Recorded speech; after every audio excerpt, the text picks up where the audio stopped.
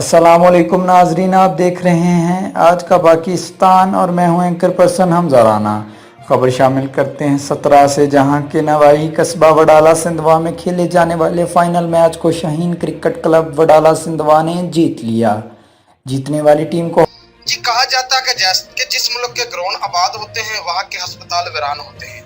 इसी तरह 17 के नवाही कस्बा वडाला सिंधवा में दो टीमों के दरमियान फाइनल मैच खेला गया, जिसमें शाहीन क्रिकेट क्लब वडाला सिंधवा और दीदो वाली क्रिकेट क्लब की टीमों के दरमियान खेले जाने वाले मैच को शाहीन क्रिकेट क्लब वडाला सिंधवा ने जीत लिया।